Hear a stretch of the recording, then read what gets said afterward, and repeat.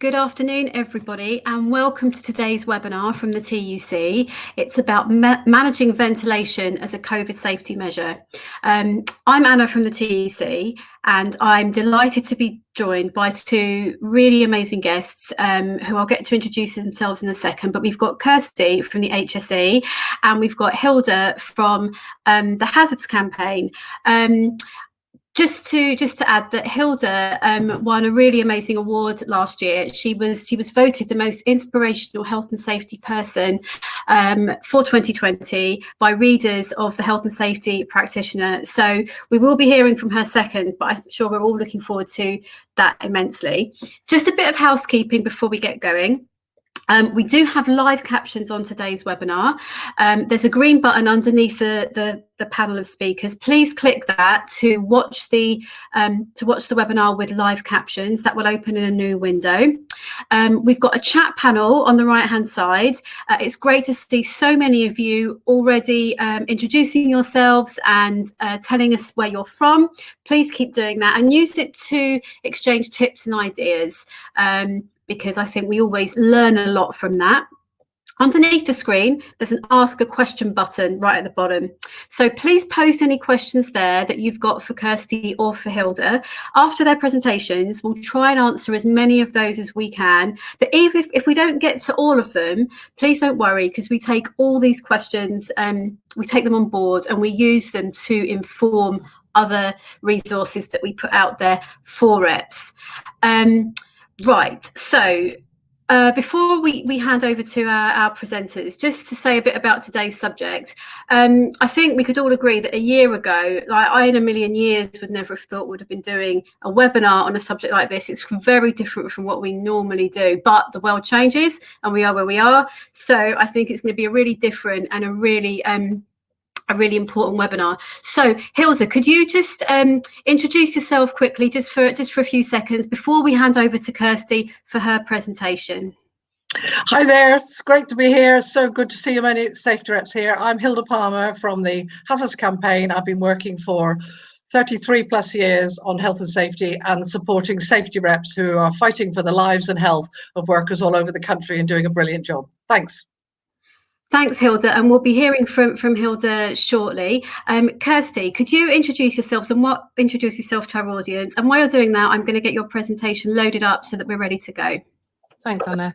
Hi, my name's Kirsty Storer-Cottrell. I work for the Health and Safety Executive. I'm a regulator by background, so I've been out there and inspected, but in more recent times, I'm now working over on the policy side of things. I just changed roles from working frontline to coming over to the policy side of things when COVID hit. So my plans to go into an ag sector team were kind of very short-lived, and then I moved over on to doing COVID policy work, and that's what I've been doing for the last year. So that's why they've asked me to come and talk to you today about ventilation. I've just put down on there, you can see I've put that on the current acting head of manufacturing and utilities. And I've put that on there just to reflect that for us, COVID has become quite a big subject, as I'm sure it has for every industry and regulator and everybody else out in the wider world. So we now have our own COVID policy team. So the ventilation guidance that I'll go through with you, that was newly formed in response to the pandemic. I was involved in the discussions about pulling that together, so hopefully I'm going to be able to take you through some of the guidelines in respect of ventilation today. So when I was thinking about putting together this presentation, I thought, well, what would you be asking me as a question? So to start thinking about ventilation in the workplace, as Anna said, a year ago, it's not something we'd ever really thought about in terms of we went into work and ventilation was there, but now it has a much higher role of interacting with everything we do in our workplace. So a year ago when all this started, we had very, very little knowledge of COVID and the risks it posed in our workplaces. And there was a general line saying that ventilation is good and you should be considering that. And that was at that stage as much as we knew.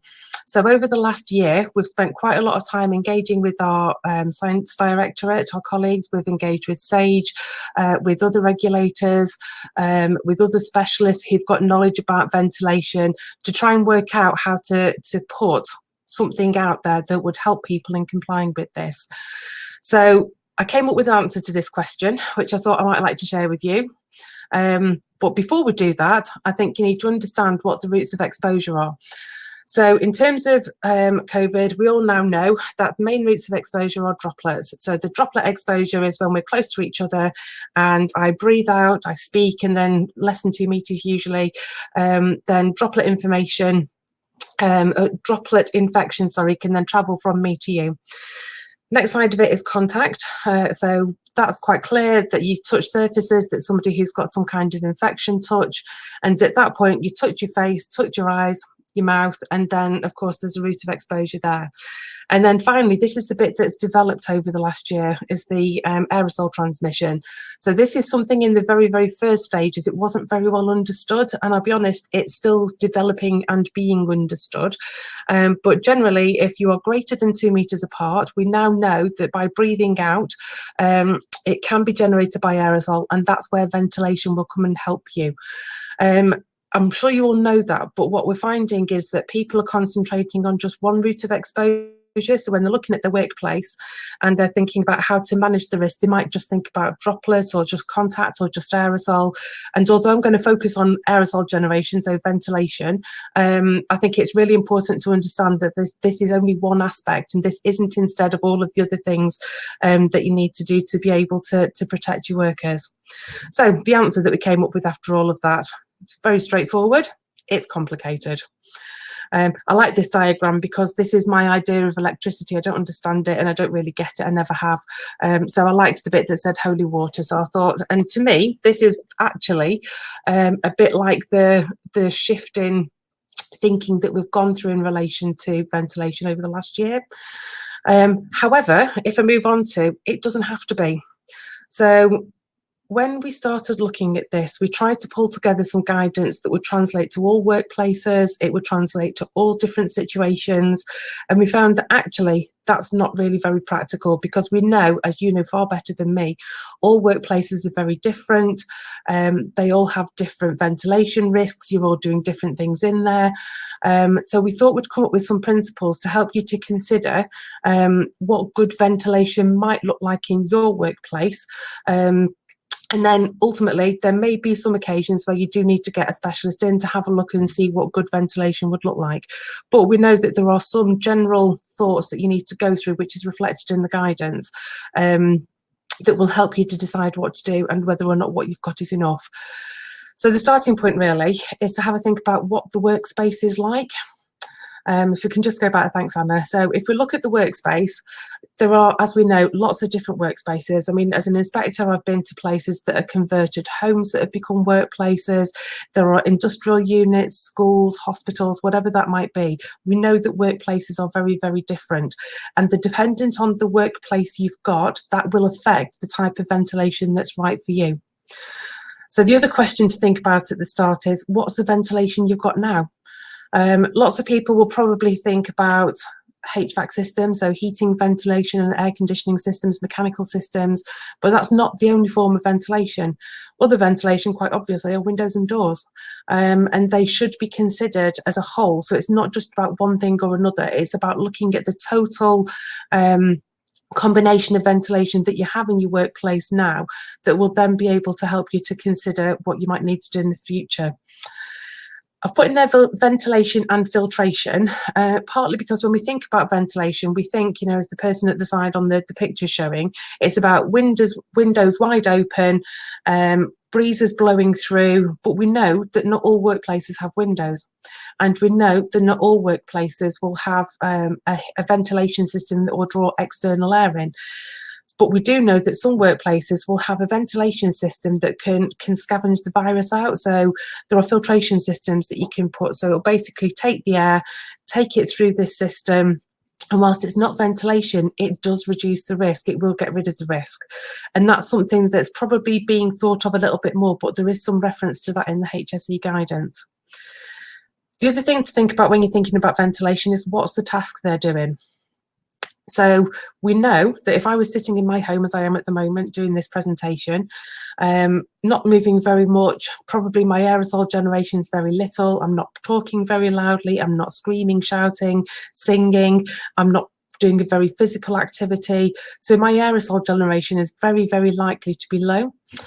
On the flip side of that, if it was in a workplace where I was shouting across the workplace all day long, or I was having to do a gym, I mean, gyms are a classic, doing physical exercise in there, then the risks would be greater.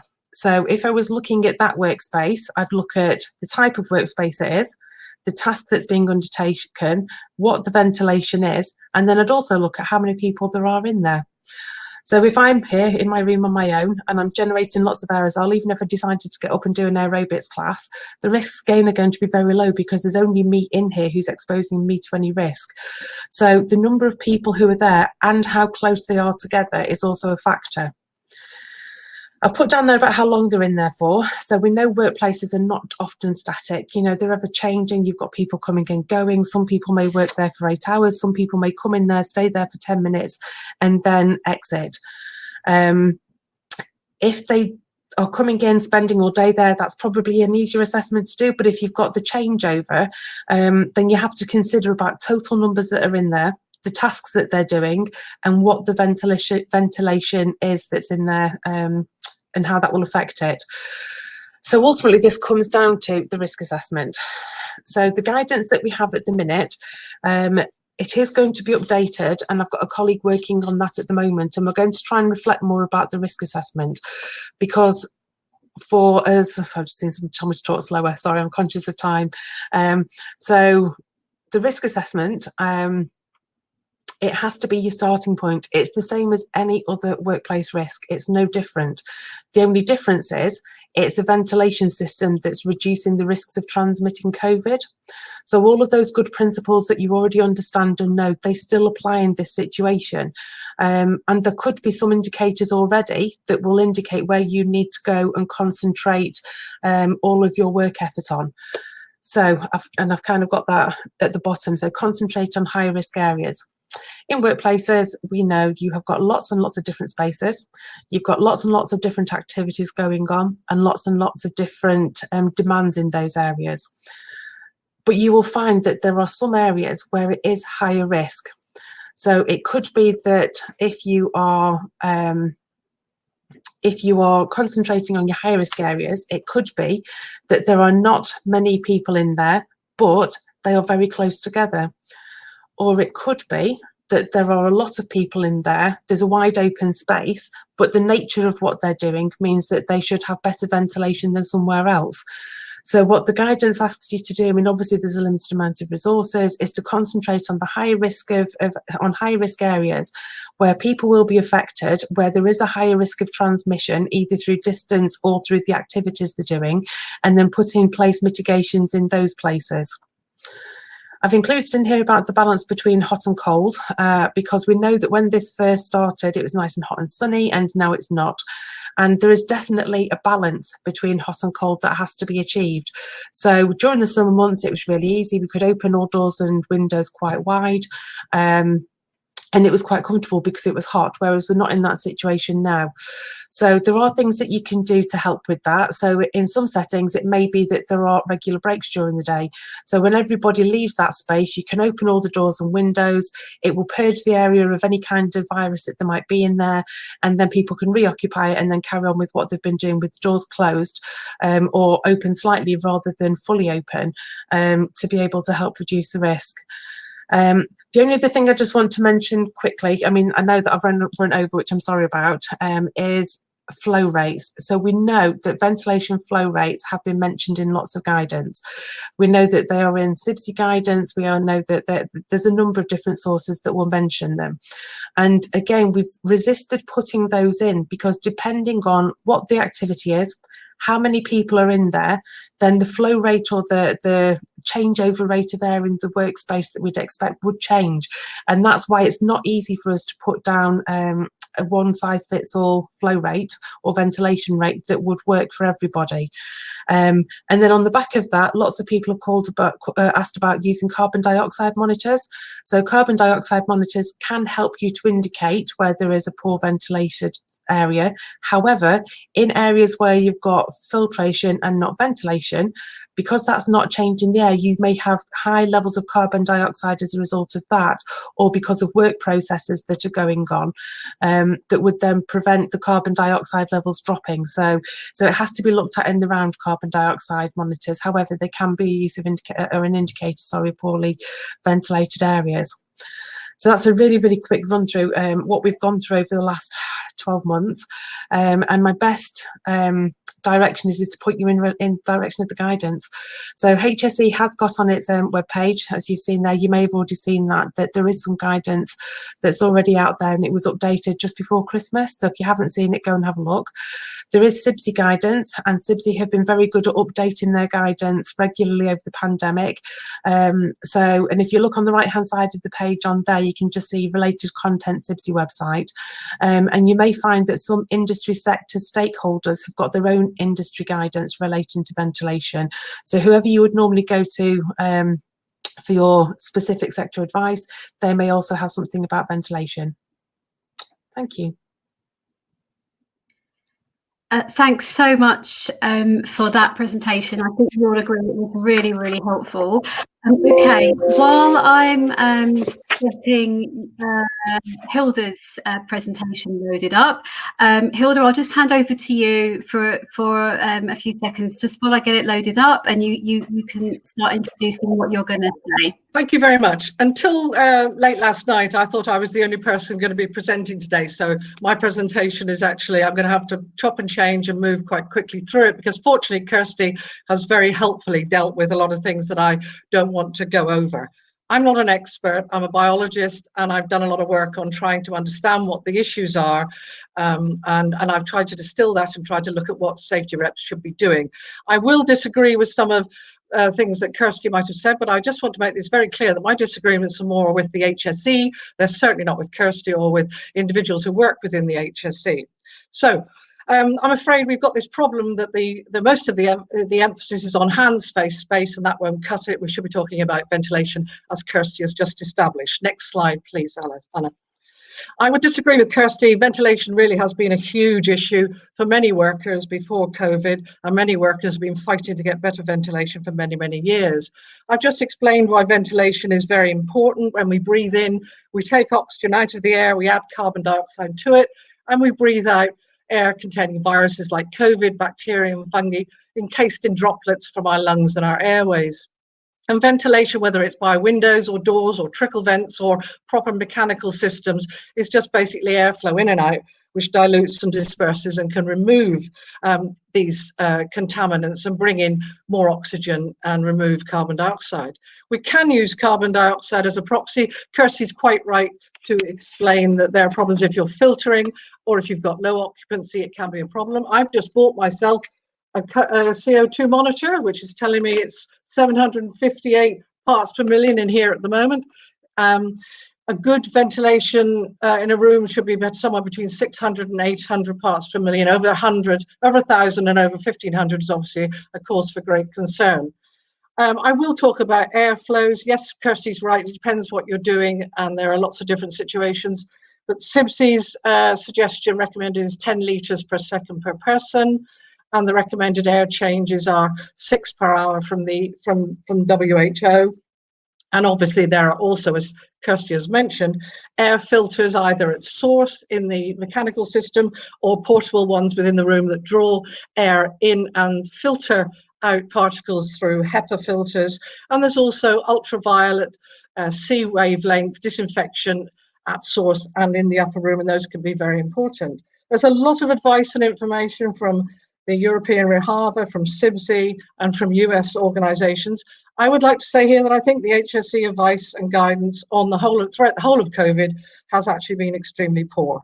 The Hazards Campaign promotes the precautionary principle. I would disagree that we didn't know that COVID was airborne. I think that was known very much from the beginning, but very little was actually done about it, and many people have lost their lives and been made very ill because of it.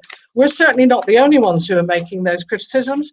Only last week in The Lancet, several very eminent experts, including Professor Aegius, noted that the HSE needs to step up in this pandemic, independently of political influence, and to firmly enforce occupational hygiene measures for source control, including regular staff testing, segregation, and ventilation. Moreover, the HSE should apply precautionary principles with regards to the proliferating evidence for aerosol transmission of COVID. And the HSE should recognise research such as its own, I think he's referring to Research Report 619 here, showing the marked superiority of filtering face-piece respirators, such as FFP3, over surgical masks, and should reassert its own guidance to use such respirators as personal protective equipment for workers, and we would endorse that. Next slide, please. I've produced a fact sheet in Hazards which summarises all of this and which you can download. Next slide, please, Anna. I won't go into this. Kirsty has just gone over this, but I think visual, graphical representations help us to explain to our members and help us to get across the point with our employers and make clear why physical distancing, hygiene and hand washing and cleaning and ventilation are actually so important. Next one, please. I include this one just really because it actually adds in toilets and the issue of the fecal plume when you flush the toilet. COVID in the feces can be actually put into the air, and the need for extraction ventilation in toilets so that you don't have a window open and the air blows from the toilet into the workspaces. Next slide, please. And this just explains, what happens when you breathe out. Generally, people are generating aerosols when they're speaking, even when they're speaking, but when they're shouting and singing, obviously more than that.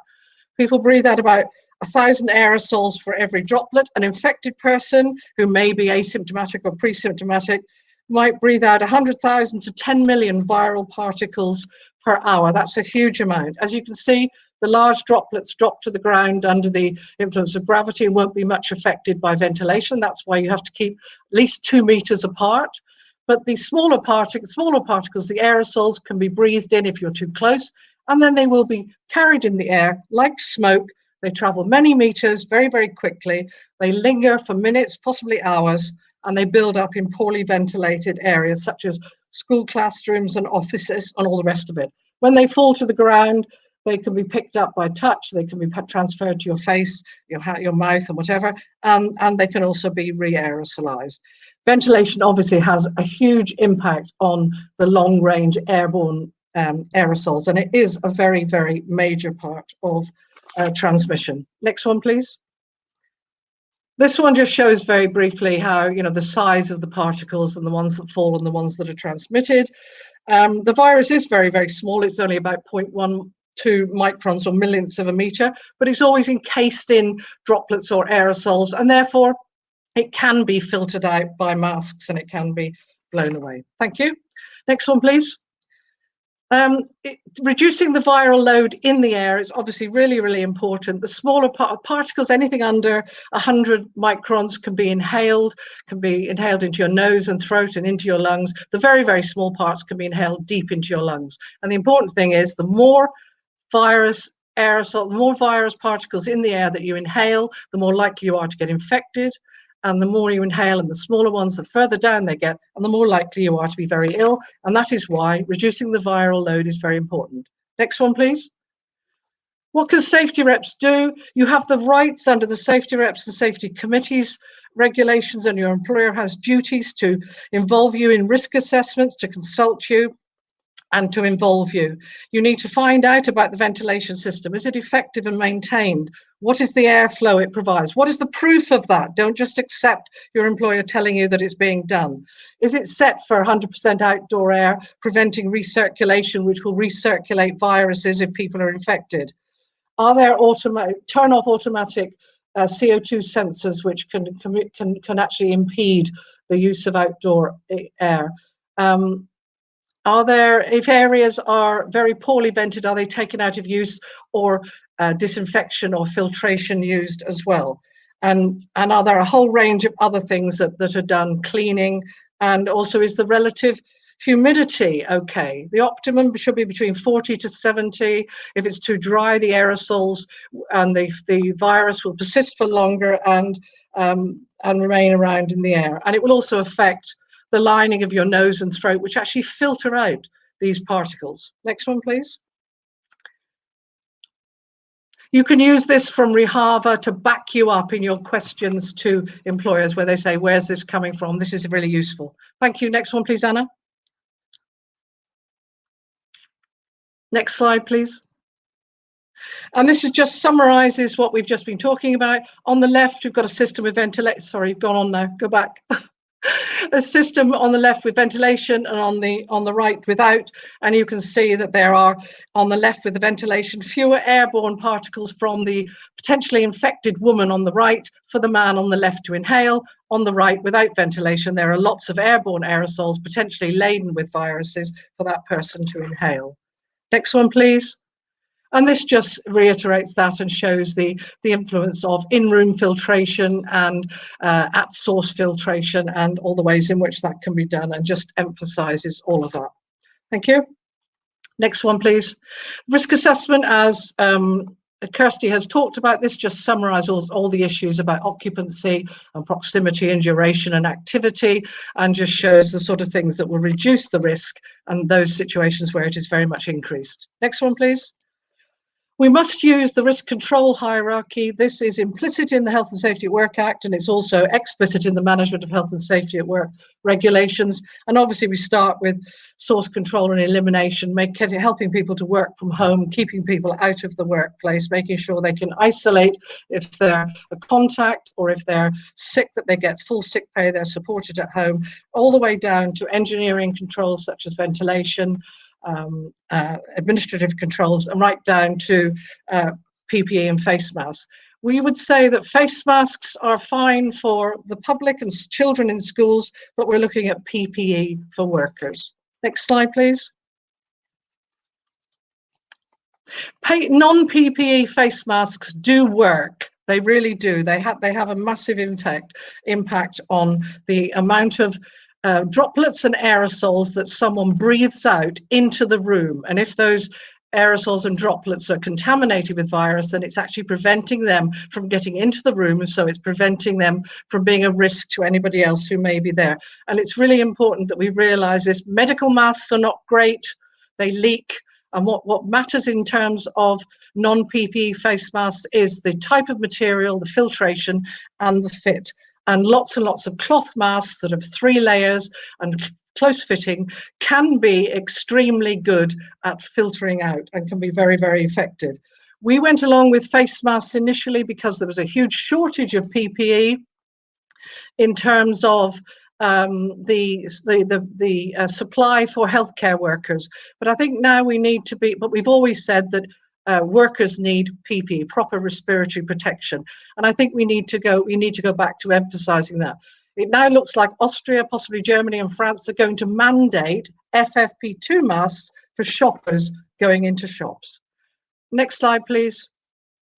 Nearly there, nearly finished, folks. Next slide.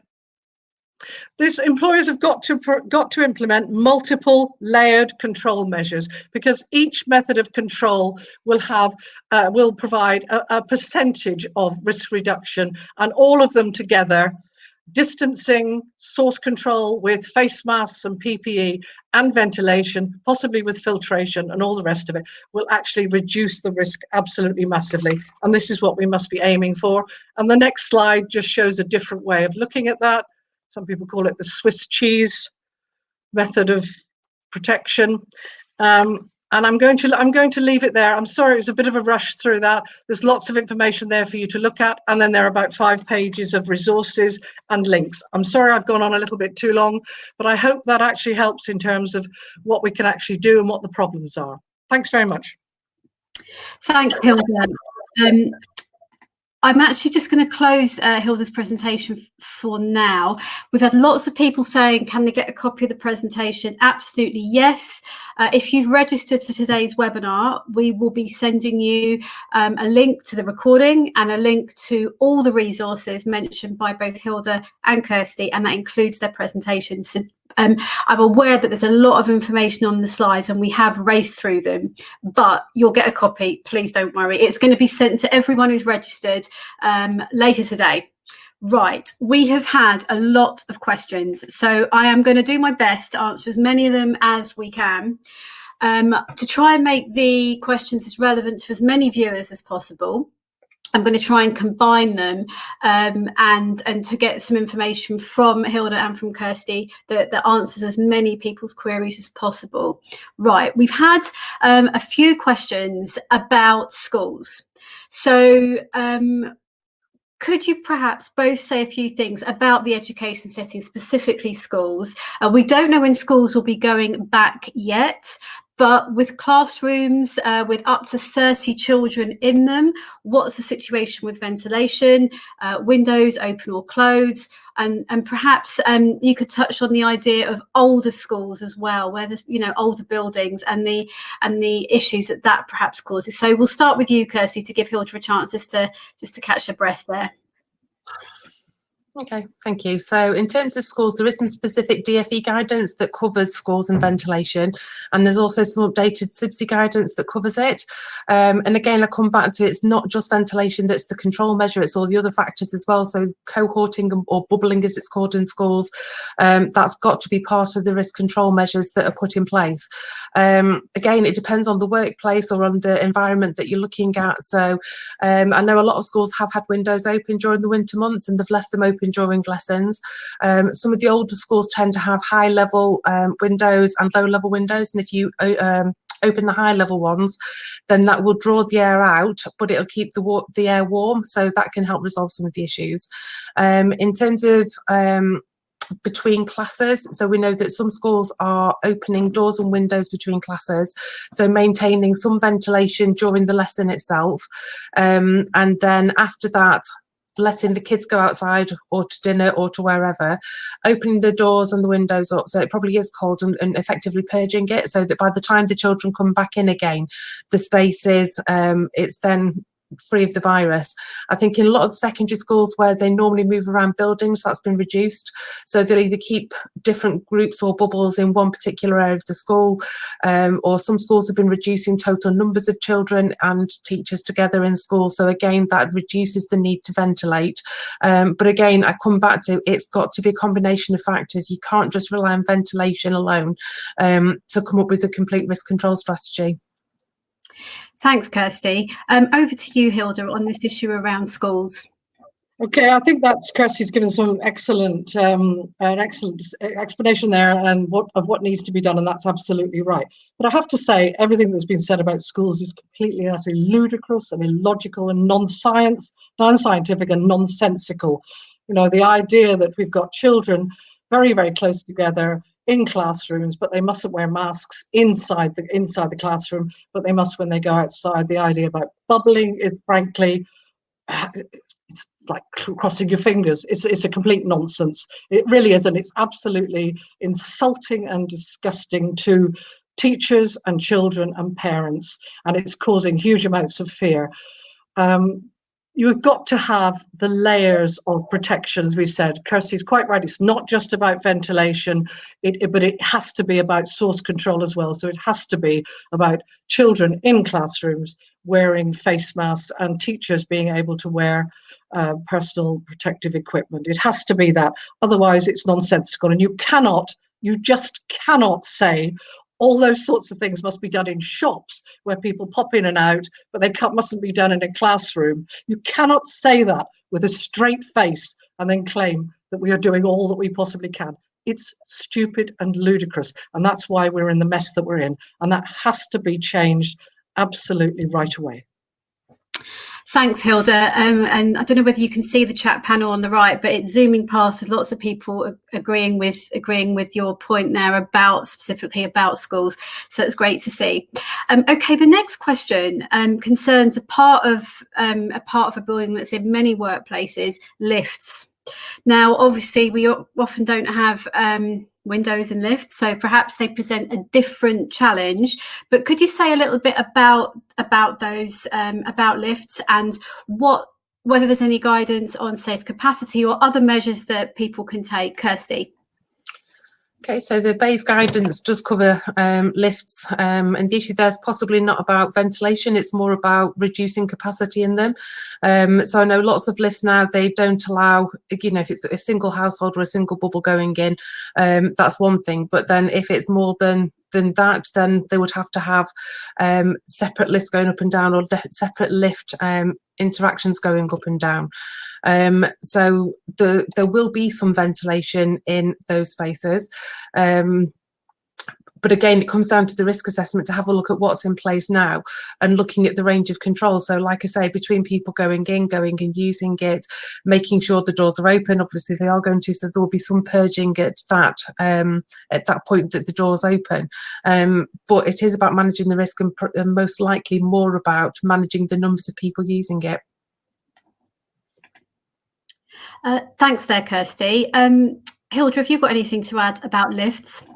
I think that's Kirsty's absolutely right. It does always come back to the risk assessment and looking at the particular issues.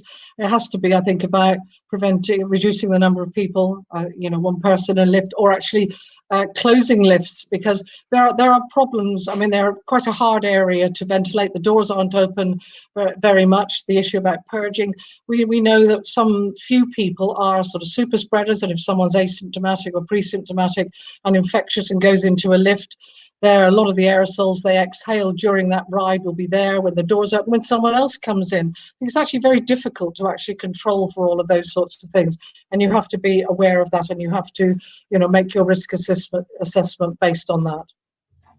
Sure, thank you there, Hilda. I've actually got another question for you, Hilda, just for you. I've got a question just for Kirsty. So the question for you specifically about workplace safety reps. So how does a rep who perhaps has limited knowledge of air conditioning system check the safety?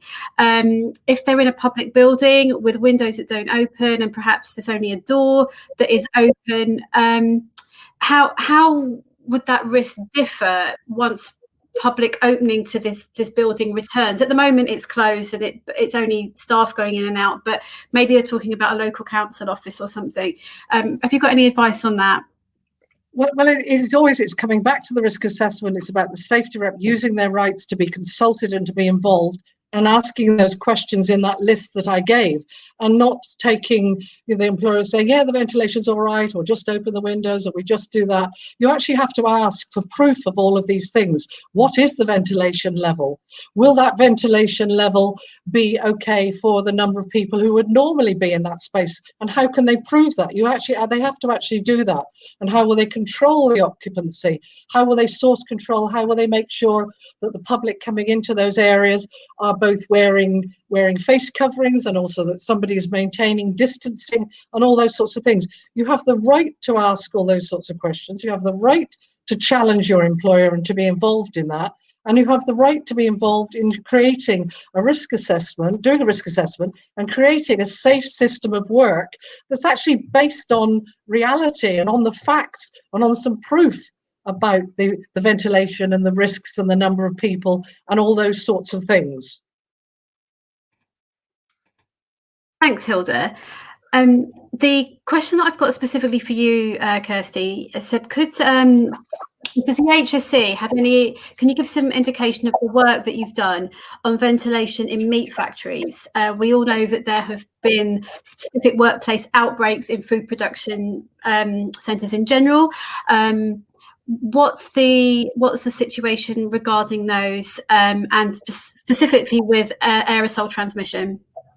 Okay, if I can just come back onto the point that was asked to Hilda before. So just one other thing to ask in terms of TU reps, if it's a heating and ventilation air conditioning system, so if it's mechanical, not opening windows ventilation, you can ask to see the design plans. There should, at some point it will have been designed, there will be maintenance records for it, because somebody will be coming in to have a look at it to make sure it's operating. So you are right to ask questions from your employers about what ventilation looks like, but there are some physical records as well that you can ask to see. So like I say, maintenance is always a good starting point. In relation to food premises, we know that there's been a series of outbreaks. The outbreaks that have happened, there has been some background research to have a look at why they happened to proliferate in those particular environments. So a lot of the outbreaks that have happened generally, when they've been looked at closer, it hasn't come down to workplace transmission, it's come down to community transmission and then brought into workplaces as opposed to the other way around. We know that the virus likes to live in cold conditions, we know that it likes damp conditions, So we are looking at whether or not there is anything that we can do in terms of ventilation that will change the situation in meat production factories, and then that should be published if there is, on the basis of the research that was done on the outbreaks in due course. But what we're finding is, again, it's not a one size fits all. There's a lot of stainless steel products that are around in those kinds of workplaces. We know the virus tends to live longer on those kinds of surfaces. So again, hygiene regimes are most definitely important to make sure that you haven't got the contact risk there. So we should hopefully have a better picture to put out about how to manage those risks. But the indications are it's not going to be just a one size fits all picture. Thanks, Kirsty. I'm just trying to combine quite a few of the other questions we've had so that we can get through sort of as many subject areas as possible. Okay, we've had quite a few questions about workplaces where there aren't windows. People have mentioned them specifically, but just to cover some of them, certain areas of hospitals which won't have windows that can open. Maybe big supermarkets don't have the kind of window system that you might get in a smaller shop, and I'm sure there are many other buildings that I can't think of at the moment, or that people haven't asked about, that fall into this category. Can you say something, please, about places like that, basically where there's no windows or where there's windows that don't open? Hilda. I think we have to be very careful about areas unless we're clear that there is some form of ventilation, through trickle vents or a mechanical system or whatever. I think we have to be very careful, and we have to say that if we don't know that there's a reasonable level of air changes per hour and a flow of air in and out, that those must be spaces which would be categorized as too high risk to be used. I think we have to be quite clear about this, because even if people and then in that circumstance, we would have to be looking at, portable air filters, which would draw the air in from the room, be sufficient for the space, and would actually filter out aerosols and particles, and possibly upper room ultraviolet wavelength C sort of disinfection. But then the problem, there still has to be enough ventilation to bring in, fresh oxygen and to remove the carbon dioxide and to make the workspace suitable for breathing in. So I think we have to be very careful. I think we have to accept that there might be, in this situation we're in now, particularly with newer, more transmissible viruses, but with COVID anyway, we have to accept that there may be certain places that where the ventilation just isn't good enough, and that therefore they shouldn't be used. Thanks, Hilda. That just before I bring Kirsty in, it just what you just said there, would that perhaps apply to places like museums or galleries where there's a kind of special air control? Someone just posted it in the chat, and I don't know what the word is, but where the air is controlled to protect the artifacts. Well, it might be, but then it's a question of asking those questions. It's a question of getting the information from your employer and from the specialist, air system engineers, to actually prove what the ventilation system is, and then you can make your decisions from there. You've got to get the information at first. Yeah, absolutely. I think that's a great tip for all safety reps, to make sure you've got the information you need to make an informed decision. Okay, Kirsty, the original question was about buildings where windows don't open or where there aren't windows. Yeah, and there's nothing much more to add than what Hilda said. I mean, basically, there's no legal requirement to have opening windows. It has to be that it's ventilated. So as long as it's ventilated in whatever way is correct for that building. And I think you just kind of alluded to it with the comments about museums, that there are some workplaces where they don't want to have opening windows, whether that's for maintaining humidity or not humidity for artifacts, or in food production environments, they have to have quite controlled environments there from a food hygiene perspective. So I think everything Hilda said is valid, and it's about getting information to make sure it's right for that workplace. Thanks, Kirsty. I'll just pose a quick question to you first before we move on. Do we know whether air conditioning servicing will be regulated and certified in the future? It's been suggested that it's not at the moment, I think, from one of our viewers, but perhaps you could give us a bit more information about that. So there's no proposal to change legislation that would require that. There's still a legal requirement under health and safety law to maintain systems anyway. So I think that that's there implicitly, even if it's not explicit, and it always has been.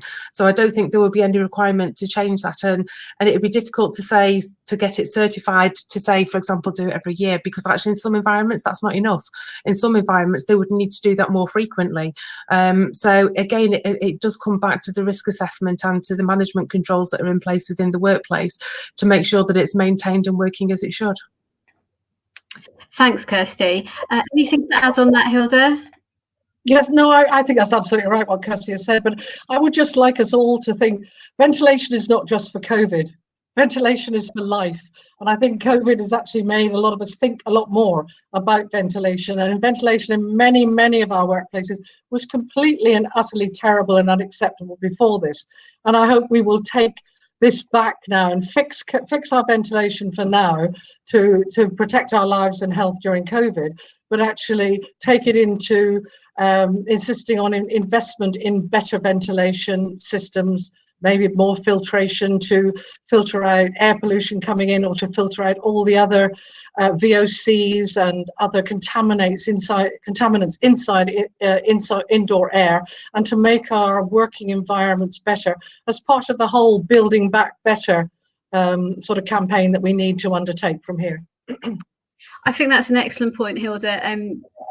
Ventilation isn't just something we should be thinking about now. You know, it's not just about COVID. And I think the past 10 months have shown us that lots of things that have perhaps been neglected are important all the time. They've just been kind of brought to the forefront of thinking recently.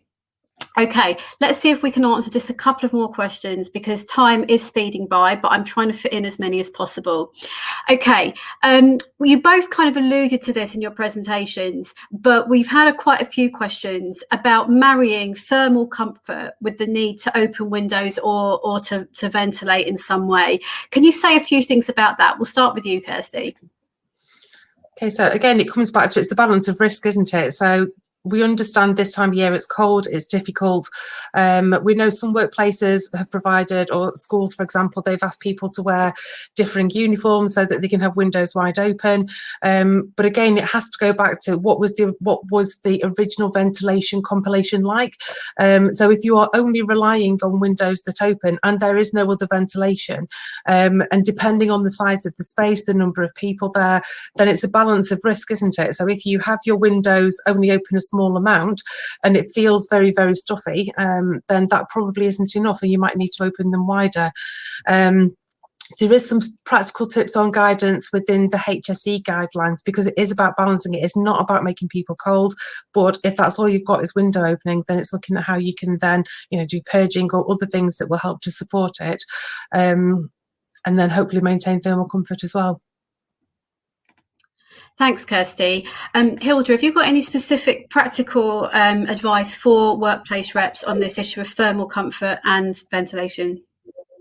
I would agree with Kirsty. You've just got to look at the whole thing, and you've got to have all the information and be very clear about what the risks are.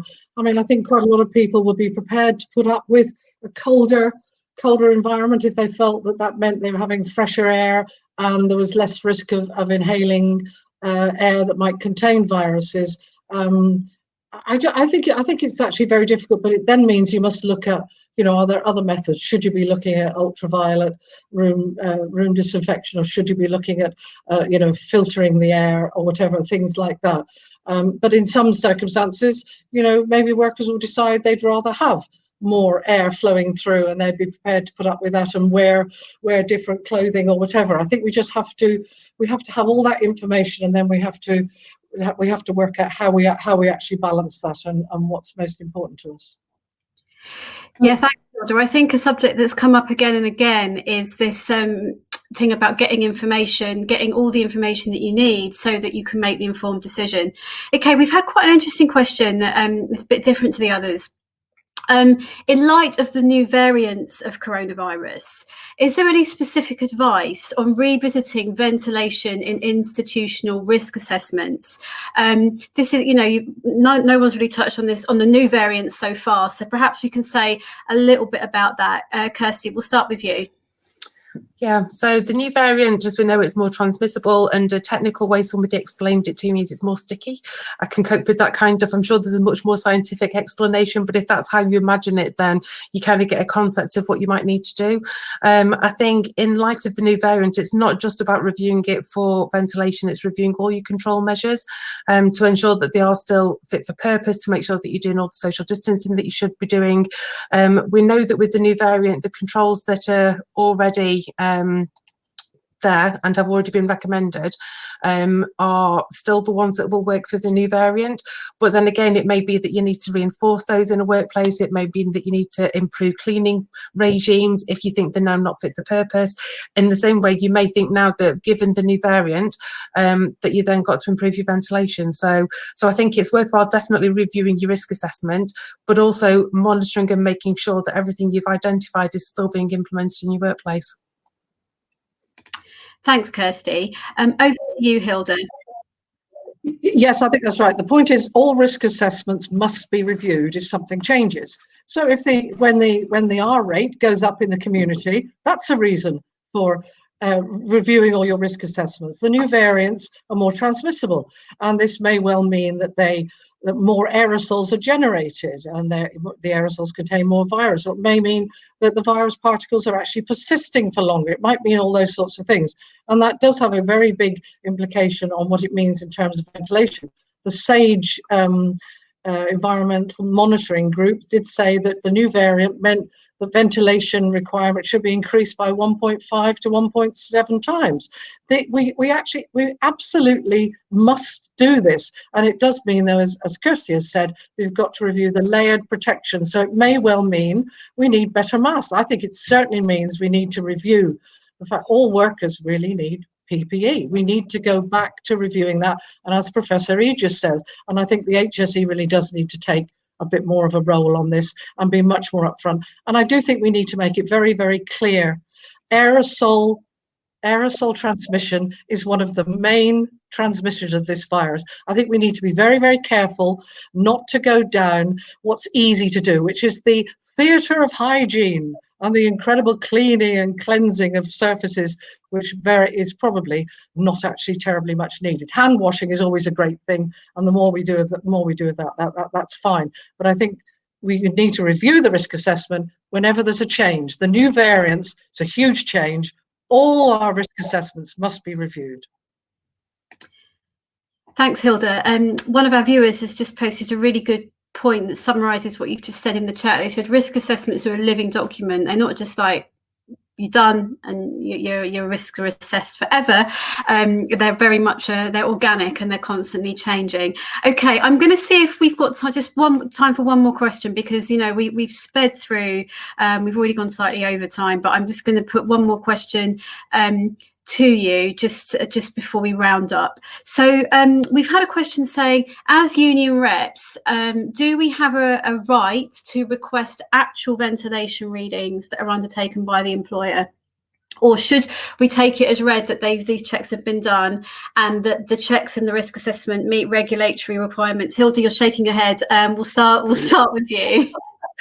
Good heavens, yes, you need proof, you need it shown to you. If they've got the figures, which they should have, to show that the ventilation is performing at this or that standard, then they've got to show it to you. As a safety rep, you have the right to receive information, any information that's relevant to the health and safety of your members and your workers. This is relevant to your lives. Of course you've got to have it. And you don't take your employer saying, yes, it's all okay. No, if it's all okay, show you. Thanks, Hilda. Kirsty, I've actually got a different question for you before we finish. So hang on, where are we?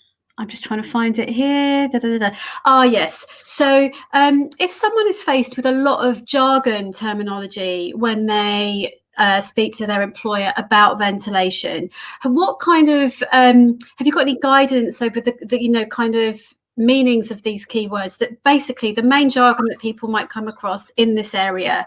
Have you got any guidance on that for them to help them out, really? I'd ask their employer. If they're using jargon, they've got to make it accessible to people who need to understand it. So if there is jargon in there they don't understand, then they should be able to answer those questions.